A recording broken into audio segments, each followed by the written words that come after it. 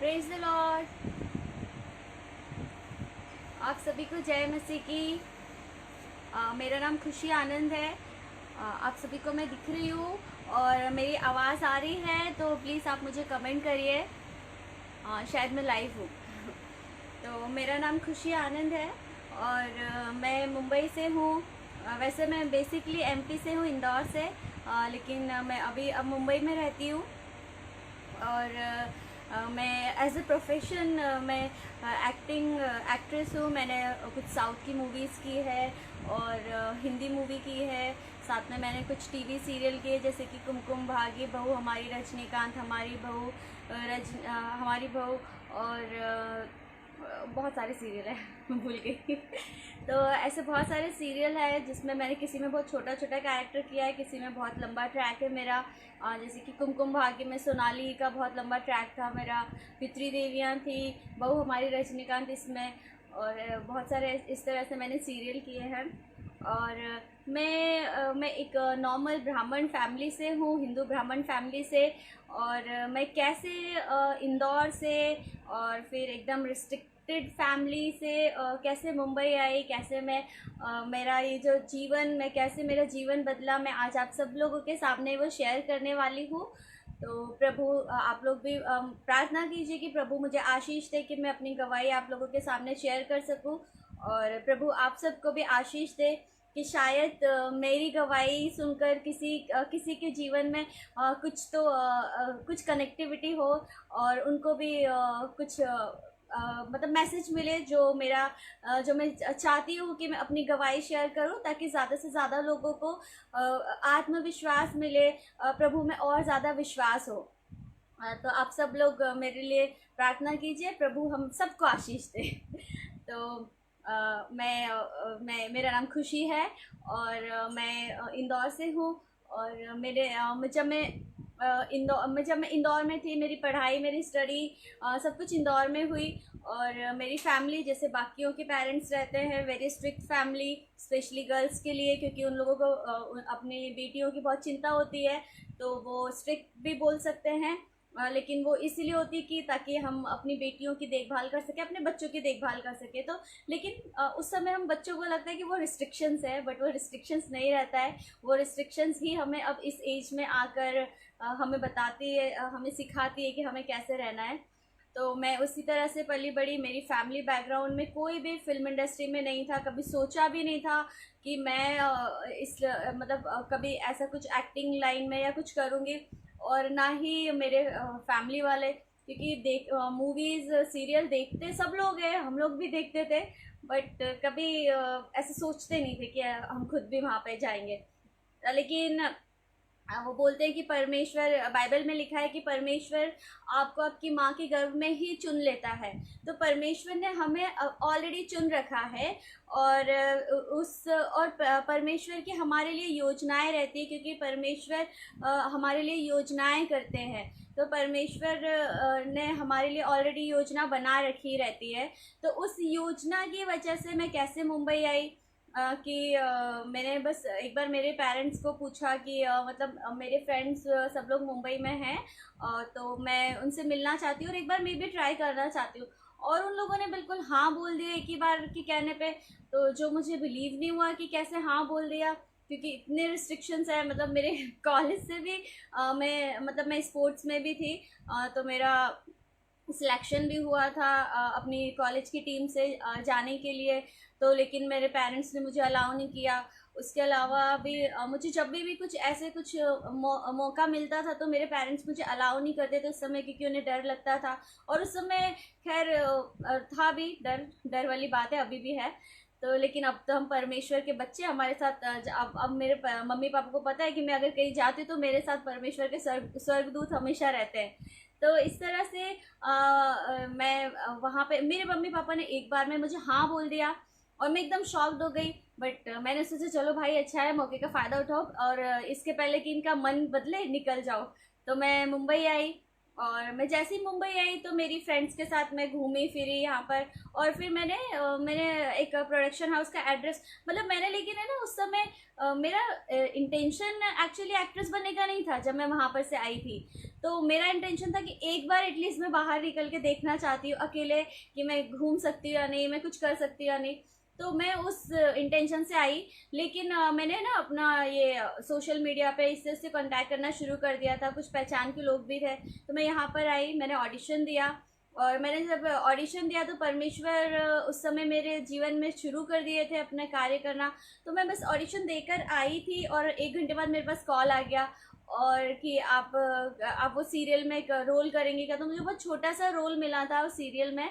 और फिर मैं शूट पे गई, मैंने वो सीरियल किया। और फिर मैं जब वापस इंदौर गई तो वहाँ पे जब वो सीरियल टेलीकास्ट हुआ तो सारे लोग, घर के और पड़ोसी रिश्तेदार, सब लोगों के लिए बहुत बड़ी बात हो गई। सब बहुत इंकरेज करने लगे मेरे मम्मी पापा को, उन लोगों को भी बड़ा प्राउड फील हुआ। लेकिन तभी भी मुझे नहीं पता था कि एक्चुअली मुझे क्या करना है।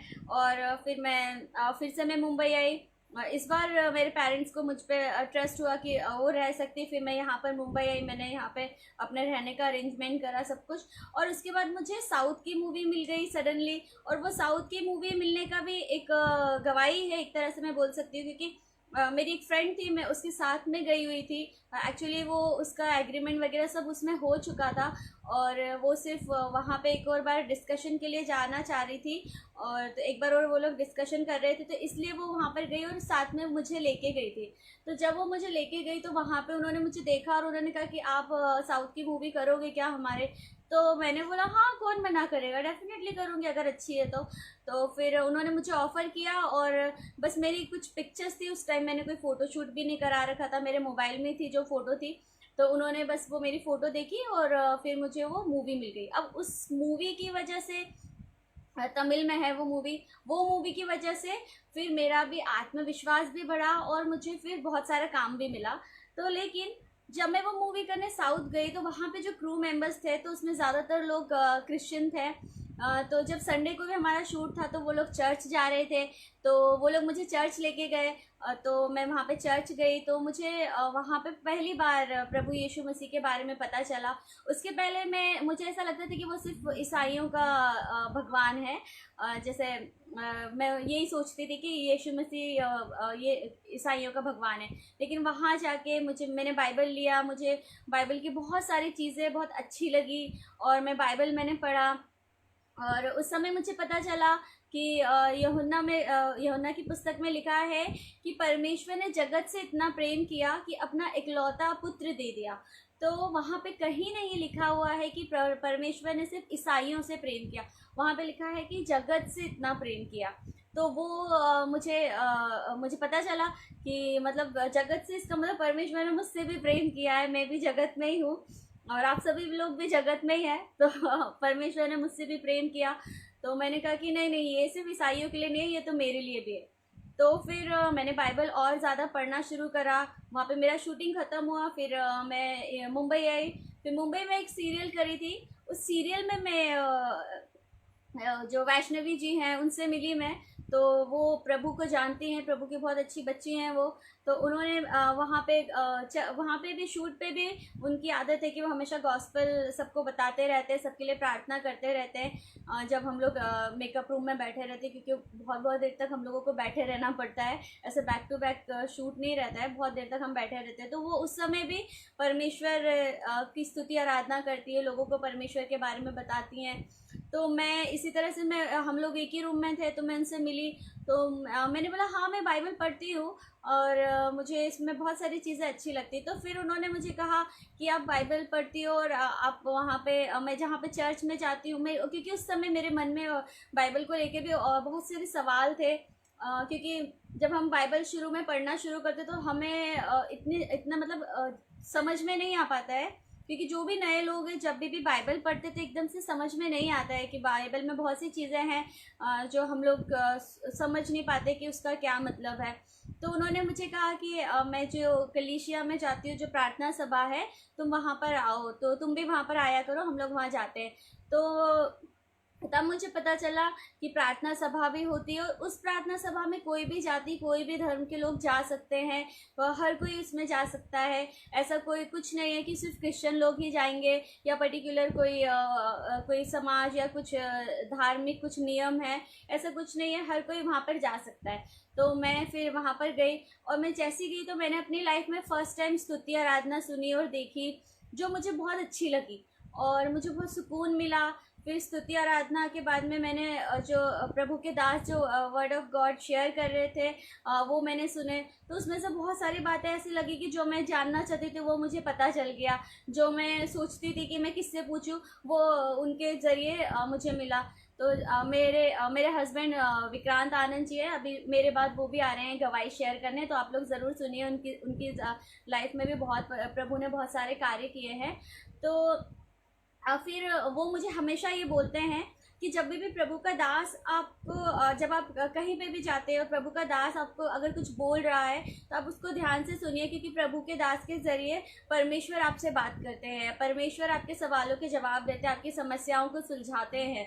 तो उस समय सच में ऐसा हुआ कि बहुत जितनी बार मैं जाती थी उतनी बार मुझे मेरे सवालों का जवाब मिलता था। मेरी लाइफ में जो भी प्रॉब्लम चल रही है उसके बारे में मुझे पता चलता था, और मुझे क्या करना है ये सब पता चलता था। और इस तरह से मैं प्रभु में मेरा विश्वास और बढ़ता गया। और फिर मुझे दशमांश के बारे में पता चला। तो फिर मैं जो भी काम करती थी उस काम में भी मुझे आशीष मिलने लगी, क्योंकि प्रभु के राज्य के लिए अगर हम बोते हैं तो प्रभु हमारे लिए करते हैं, हमें आशीष देते हैं।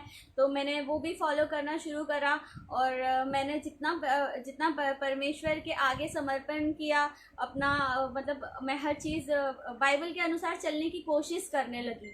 क्योंकि मैं ये नहीं बोलूँगी कि मैं बाइबल के अकॉर्डिंग ही पूरा तरह से चल रही हूँ, और अभी भी मैं नहीं बोल सकती हूँ कि मैं बिल्कुल 100% बाइबल के अनुसार चल सकती हूँ, क्योंकि वो सिर्फ़ और सिर्फ हमारा प्रभु यीशु मसीह है जो 100% प्रभु के वचनों अनुसार चल पाए और चल सके।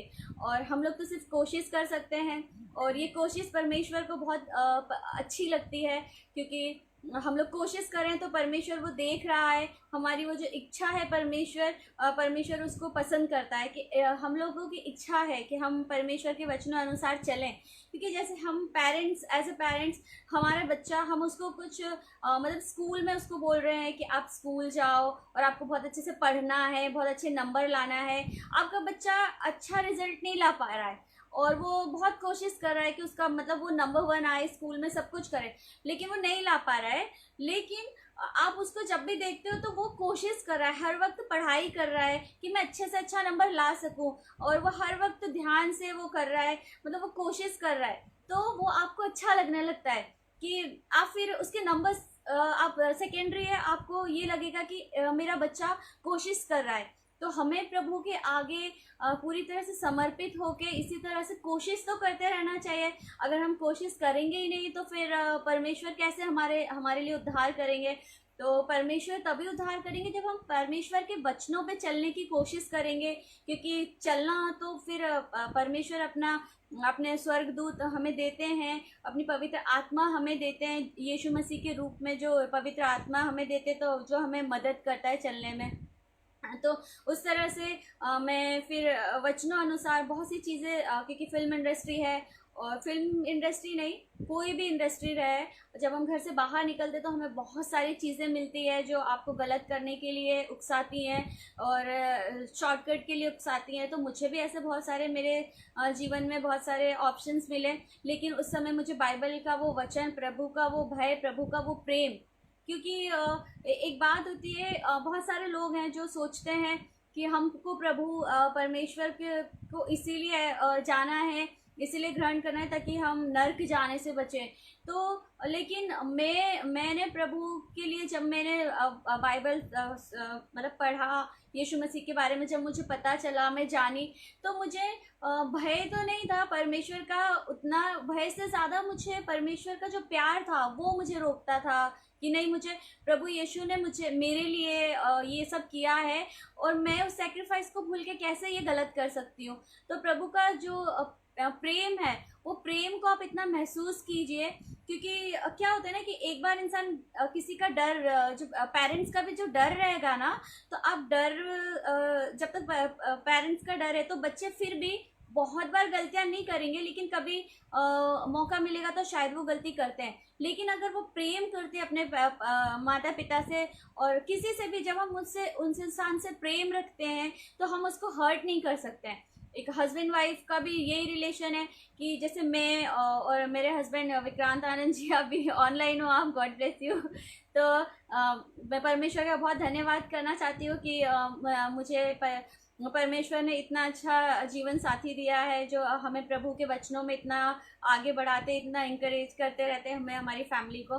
तो हम दोनों के बीच में भी ऐसा है कि हम लोगों को एक दूसरे से प्रेम है। तो जो पति पत्नी एक दूसरे के प्रेम की वजह से किसी गलत आचरण में ना पड़े, वो ज़्यादा अच्छा है, ना कि डर की वजह से कि अगर मैं पकड़ा गया तो क्या होगा, घर में लड़ाई होगी, ये होगा वो होगा। ये नहीं, पति को ये सोचना चाहिए कि अगर मैंने ये गलत किया तो मेरी पत्नी का मतलब दिल टूट जाएगा, उसको दुख होगा। और वाइफ को भी यही होना चाहिए कि अगर मैं कुछ गलत करती हूँ मेरे हस्बैंड के खिलाफ, मेरे हस्बैंड के फैमिली के खिलाफ, तो मेरे पति को दुख होगा।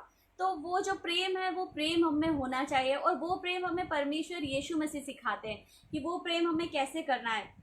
तो ये मैंने बाइबल में बहुत सारी चीज़ें इस तरह से सीखी, और फिर मेरा लाइफ, आप यकीन मानिए कि बहुत इजी हो गया। और सब कुछ बस मुझे परमेश्वर ने बिल्कुल इस तरह से देते गए कि मैं जैसे परमेश्वर से मैं मांगती गई, परमेश्वर ने मुझे दिया। जो मैं डिज़र्व नहीं करती थी वो भी मुझे परमेश्वर ने दिया। बहुत सारी चीज़ें जो मैं चाहती थी, जो मैं प्रार्थना में मांगती थी, वो परमेश्वर ने मुझे उस समय नहीं दिया, लेकिन कुछ समय के बाद में वो क्यों नहीं दिया वो भी मेरे सामने आया रीज़न, और उससे बेहतर मुझे मिला। तो मैं परमेश्वर का बहुत बहुत धन्यवाद करती हूँ कि परमेश्वर ने मुझसे इतना प्रेम किया। और फिर इस तरह से मेरी मम्मी जो उनको उस समय से शुगर, उनको डायबिटीज़ है, और उनको बहुत सारी बीमारियां जिसकी वजह से उनके पैर में दर्द रहता था, मेंटली बहुत परेशान रहती थी, बहुत दवाइयां खाती थी। तो वो मैं मम्मी को भी मैंने परमेश्वर के बारे में बताया, और उन्होंने भी मेरे साथ में वो चर्च गई, और उन्हें भी परमेश्वर की वो उपस्थिति महसूस हुई। उन्हें भी एक, क्योंकि मेरी मम्मी के अब माता पिता तो रहे नहीं हैं, तो वो भले ही इंसान कितना भी बड़ा हो जाए, कितनी भी एज हो जाए, लेकिन हर इंसान को उनके माता पिता का प्रेम चाहिए। तो जब हमारे पेरेंट्स जब वो ओल्ड होने लगते, बूढ़े होने लग जाते, तो उनके सर से उनके माता पिता का साया हट जाता है। तो इसीलिए एक और ये मेन रीज़न रहता है कि वो अपने आप को बहुत अकेला भी महसूस करते हैं, और अपने आप को बिल्कुल, क्योंकि हमें कुछ भी प्रॉब्लम होती है तो एटलीस्ट हम जाके अपने पेरेंट्स से शेयर करते हैं, और हमें फील होता है कि हमारे माँ बाप हैं अभी, और हमारा परिवार है। लेकिन जब हमारे माता पिता के माता पिता नहीं रहते हैं, तब तो उनकी वो फीलिंग्स जो रहती है, तो थोड़ा, जो कभी कभी जो कुछ बुजुर्ग लोग रहते हैं, जो लोगों को लगता है कि वो चिड़चिड़ करते हैं, तो थोड़ा सा उनके चिड़चिड़ाहट का रीज़न ये भी रहता है कि उनके पास सिर्फ जिम्मेदारियाँ हैं। अब उनसे जो जितने भी छोटे हैं, उनके बच्चे, उनके भाई बहन जो उनसे छोटे, उनकी सिर्फ उनके ऊपर जिम्मेदारियां हैं, लेकिन वो किसी पे डिपेंड हो जाए, वो किसी पे पूरी तरह से हो जाए, वो अब उनके पास वो इंसान नहीं है। तो शायद इसलिए उस एज में भी हमें माता पिता की ज़रूरत होती है। तो मेरी मम्मी उस एज में शायद इसीलिए बहुत चिड़चिड़ी सी थी, और घर में वो मतलब बच्चों से भी थोड़ा सा ऐसे चिड़चिड़ करने लग जाते थे। लेकिन प्रभु ने, जब वो मैं उनको कलीसिया लेके गई, उन्हें वो आत्मिक सुकून मिला, उन्हें वो फील हुआ कि उनको, वो अभी भी एक बच्ची है, और उनको उनके माता पिता ने मतलब गले लगाया है। उन्हें एक धैर्य हुआ कि मेरे लाइफ में कुछ भी प्रॉब्लम होगा तो मेरा परमेश्वर है जो मुझे हर वक्त मुझे सहारा देगा। मेरे साथ कुछ भी होता है तो मैं मेरे परमेश्वर से अब शेयर कर सकती हूँ। तो मेरी मम्मी को मतलब वो जो एक माता पिता वाला जो है वो उसमें अनुभूति हुई, परमेश्वर का जो उपस्थिति महसूस हुई, जिससे मम्मी को बहुत प्रोटेक्शन फील हुआ। और आप यकीन मानिए उनका नेचर बहुत अलग हो गया, और वो बहुत शांत सी रहने लगी, और बहुत अच्छे से रहने लगी। और फिर उनकी जो बीमारियां हैं, तो जो वो बीमारियों का मैं ये नहीं बोलूँगी कि ख़त्म हो गई है, उनको अभी भी है। आप लोग सब प्रेयर कीजिए, प्रार्थना कीजिए कि उनका डायबिटीज़ और थायराइड तो उनका ख़त्म हो गया, बट उनका डायबिटीज़ ख़त्म हो जाए, क्योंकि एक और ये भी प्रभु की गवाही है कि लोगों को डायबिटीज़ जो होता है, तो डायबिटीज़ में शुगर लेवल 300-400 अगर होता है तो वो बहुत हाई रिस्क पे होता है। लेकिन मैं प्रभु का धन्यवाद करती हूँ कि मेरी मम्मी को 600 प्लस भी शुगर लेवल बढ़ा, लेकिन परमेश्वर ने उनको मतलब अच्छा रखा है, चंगा रखा है, तो मैं परमेश्वर का धन्यवाद करती हूँ। और मैं हमेशा उनके लिए प्रार्थना करती हूँ, और आप लोग भी उनके लिए प्रार्थना कीजिए। तो इस तरह से मेरी मम्मी को